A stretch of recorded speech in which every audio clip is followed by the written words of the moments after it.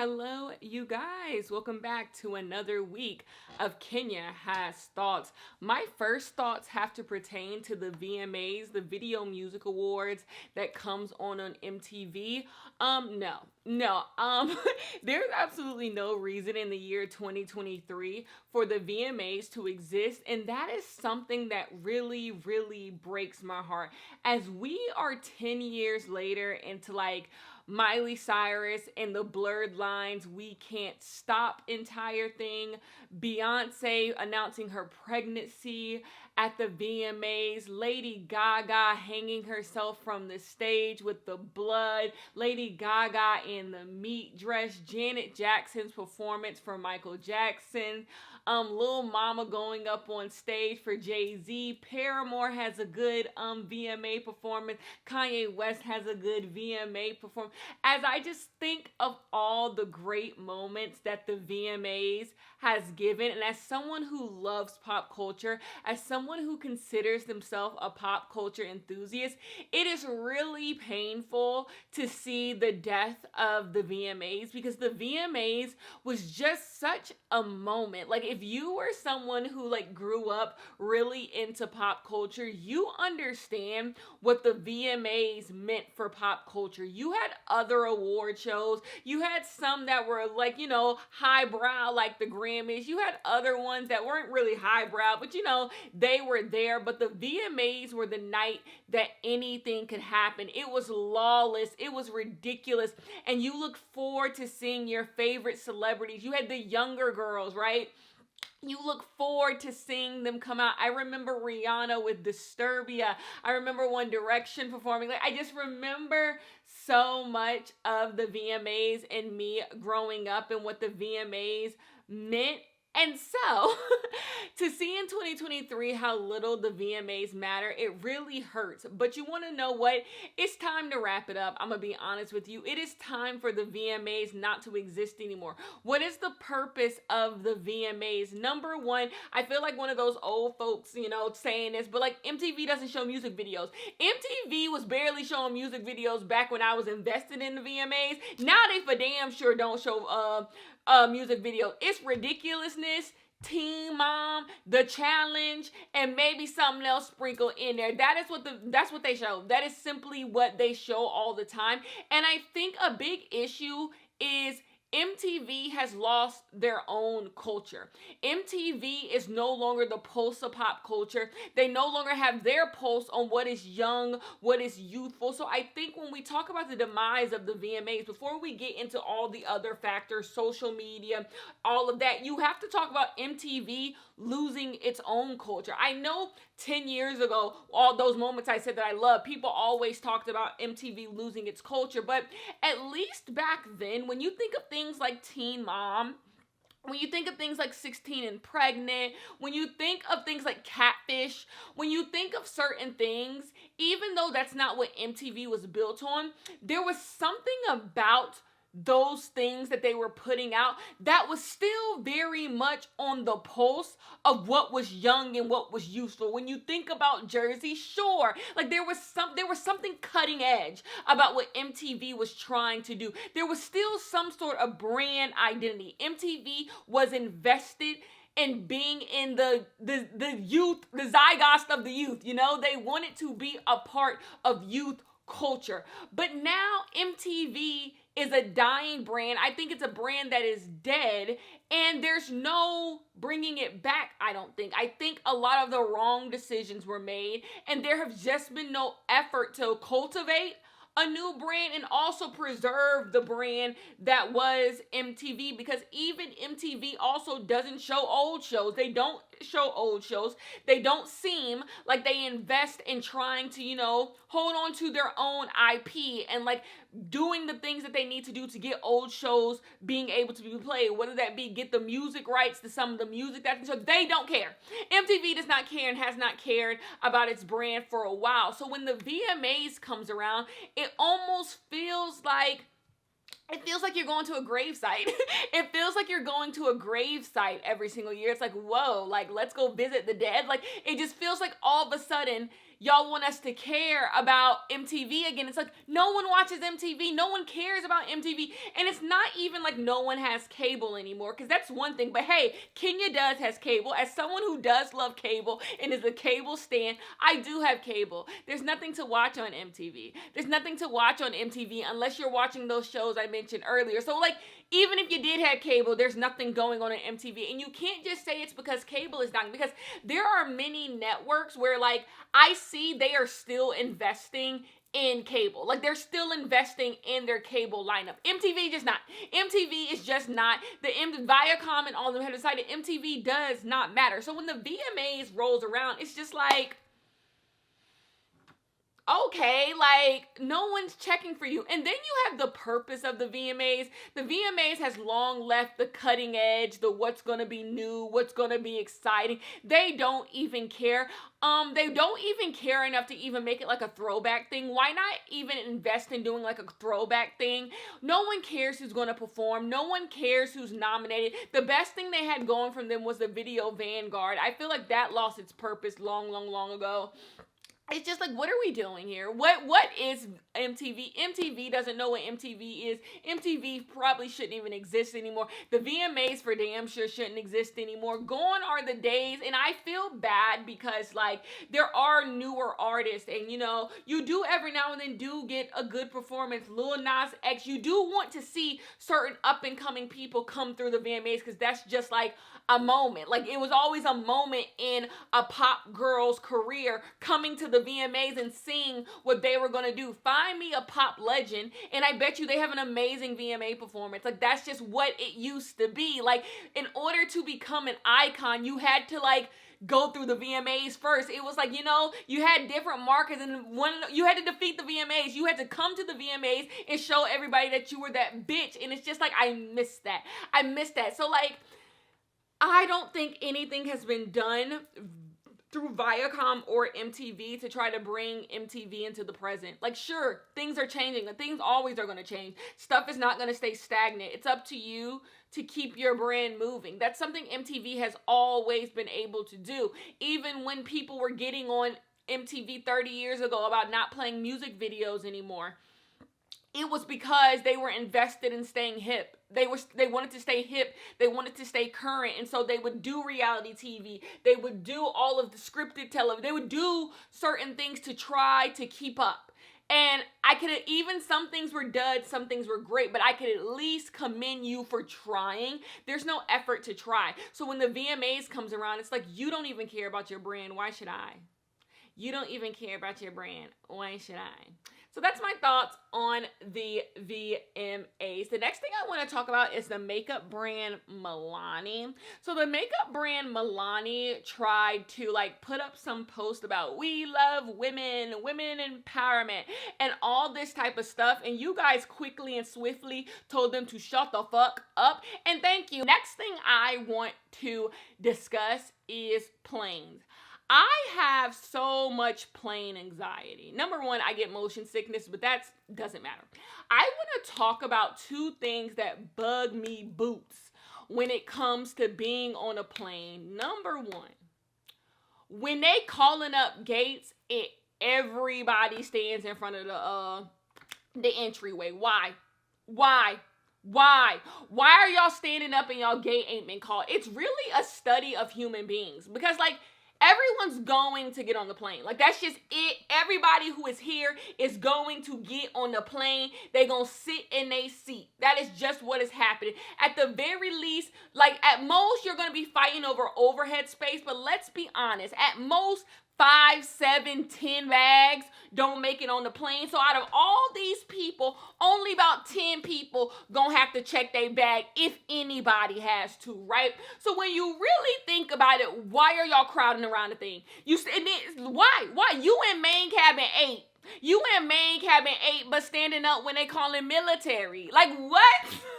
What are you doing this for? Like, it doesn't make any sense to me, and it gives me anxiety, because here I come up to the gate all late and shit, thinking like my flight done board, and I hear they still calling wheelchairs, and y'all all just crowded around the entire thing. Like, what are we doing here? But you know, the second thing that gives me anxiety is also deplaning, is that what it's called? Deboarding? What is it called?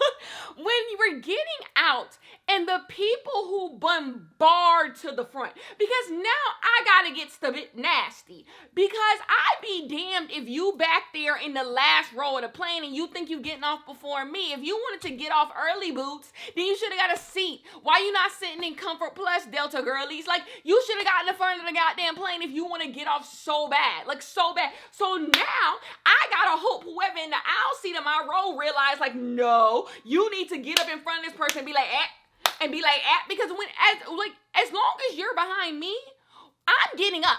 Like, you're not even getting that far because you only going up 4 seats because somebody else in front of you done stood up and stood up and stood up. It's one thing to just stand up. It's one thing to just stand up because all you long-legged heifers gonna be like, but I gotta stand up, but I gotta stand up, but I gotta stand up, but I gotta stand up, right? All of y'all are going to do, like, my legs. So fair. It's one thing to just stand where you're seated. It's another thing to be like, I need to get to the front. We are talking about minutes. We are talking about minutes. We are talking about minutes. Like, literally just minutes. That is the only thing between you and you going up a couple seats. I just feel like planes is where everybody goes to act senseless. Like, everyone decides, like, once we get on a plane, we are going to act senseless, and I do not get it. People be, like, mad, arguing, pissed off. It's just like, I hope everybody's going on vacation. Like, I hate flying too. But, like, it just don't have to be TSA mean as hell. TSA mean as hell, like, you shit in a grits that morning. Like, it's just a lot, and I don't know. I simply just hate flying. Let's move on to the next thing. I am obsessed with Gordon Ramsay. It's time to say it. Gordon Ramsay might be one of my favorite celebrities, like, ever. I am obsessed with Gordon Ramsay. I have gone down a Hell's Kitchen deep dive. This happens every year. If you guys go back on my channel, if the videos are still up, I have a Hell's Kitchen, like, not a Hell's Kitchen. I literally every single year become obsessed with some Gordon Ramsay show. Like, last year it was Next Level Chef. The year before it was Master Chef. Like, I become obsessed. No, last year it was Kitchen Nightmares because my Samsung TV, like, if I just turn it on, Kitchen Nightmares is on. And then I think the year before it was Next Level Chef, and the year before it was Master Chef. This year it is Hell's Kitchen. I used to not be a Hell's Kitchen truther. I used to be a little rude to Hell's Kitchen because I thought Hell's Kitchen just had a very dark spirit. And it does, but, like, maybe, I don't know, I'm in a different place. I, like, used to think Hell's Kitchen was just too mean. Like, Gordon calling people bitches, I'ma stick you in the oven. Like, it just was very mean-spirited, and that's not the Gordon that I like. I like sweet, nice Gordon with just, like, you know, a little bit of edge to him. That's why I like Master Chef, because he never gets that rude. It's all, like, and good fun. But Hell's Kitchen is just, like, really, really mean-spirited, and the contestants are mean-spirited. And so I never could get into it. But a couple weeks ago, I started watching it, and, like, I loved every bit of it. I loved it for its nastiness. And, you know, I think I found the middle ground in it, that number one, this is a television show, and two, like, Gordon does like these people. Like, he doesn't mean anything, like, terribly by it. And also, these contestants don't mean anything by it. When, like, it's just a show, you know. I think I've learned to appreciate it for that. But I am in love with Hell's Kitchen. I am, and Gordon Ramsay once again has me by the braids. Like, I'm snatched up. Like, I'm in Gordon Ramsay world. I don't know what it is. Every single summer, I become obsessed with some type of Gordon Ramsay show. Speaking of summer, I don't like people who decorate for fall in early September. I don't know. Call me too committed to the rules. I just believe, like, summer ends when summer ends. Summer ends when summer ends, and summer does not end on September 1st. I saw some people decorating for fall at the end of August, and it's just like, what?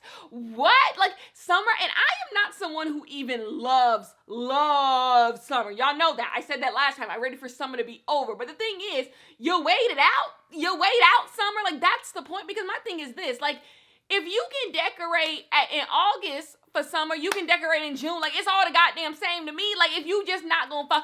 Summer ends at the end of September. Summer ends at the end of September. Like, we have weeks left in summer, and it's just like all of us, pumpkins?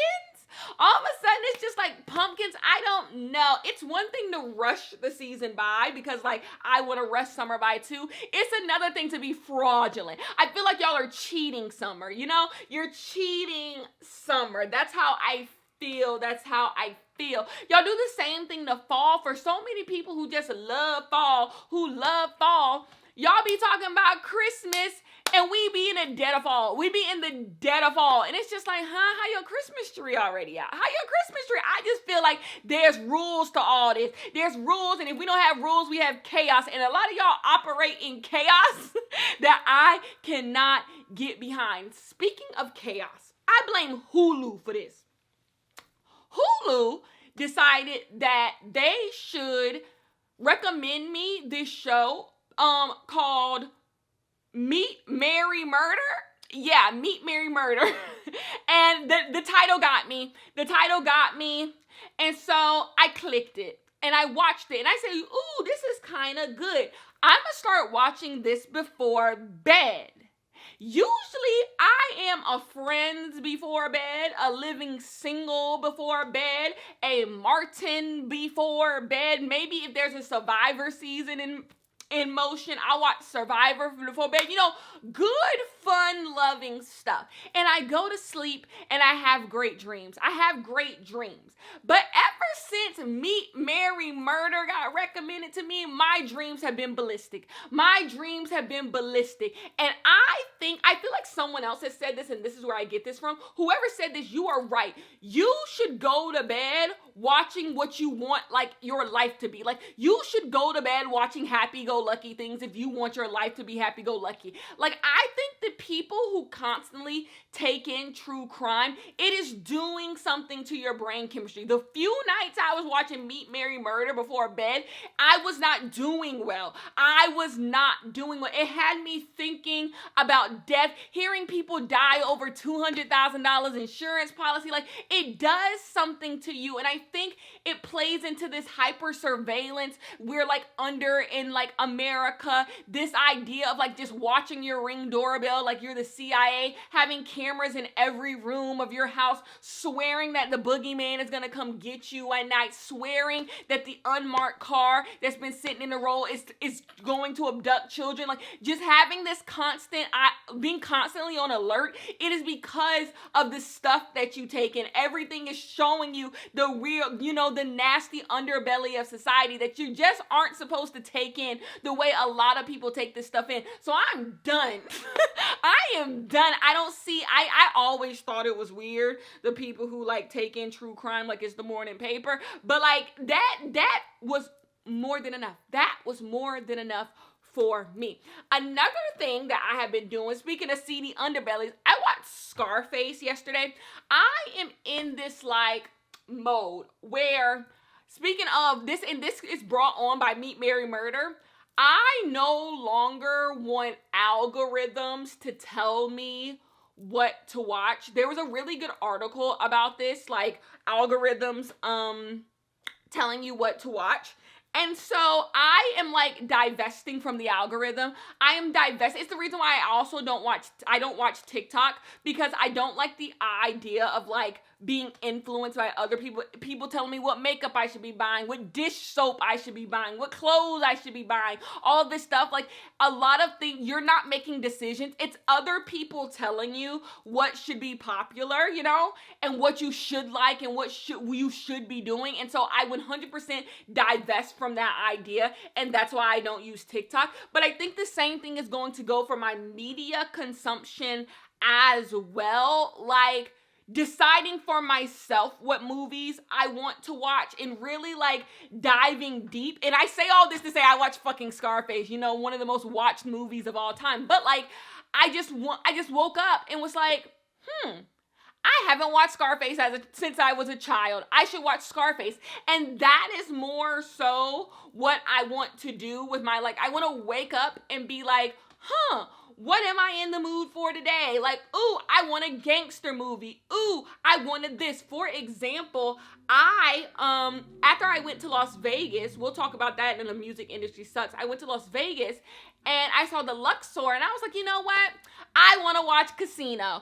And so like, I just want to go more where the wind takes me. Instead of other people deciding what I should be watching and what I should be interested in, Netflix gets Suits, so now everybody is watching Suits. I want to, or Ugly Betty is on Netflix, watch Ugly Betty. Instead of these services deciding what I should be watching, asking myself, what do I feel like? Do I feel like watching Greek that came on ABC Family? Maybe I should go watch Greek. Maybe I should go watch House. Maybe I should, whatever show that I am thinking about, maybe that is what I should watch. What am I in the mood for? That is what I'm asking myself. So yesterday, I got me a seafood bowl, and I say, what am I in the mood for? I'm in the mood for a good gangster drama. And when you talk about a gangster drama, you talk about Scarface. And I took, watching it as an adult, I see that movie totally different. Like, Scarface to me is like a totally different movie through the eyes of an adult. Like, we'll talk about maybe another time whether that's good or bad, but I see Scarface totally different now. And so, like, that's what I want to do more. I want to, like, decide for myself what I'm interested in and what I want to watch and all this type of stuff. Dive back into the stuff that I used to like. For example, another thing I watched Madagascar because I woke up and wanted to watch fucking Madagascar. I was thinking about the PlayStation 2 game. Okay, this is what happened. Scarface used to have a PlayStation 2 game. Well, did y'all play it? I used to play the Scarface game on PlayStation 2. That's how I decided I wanted to get a Jeep, because I used to cruise around. I never played missions. Are you serious?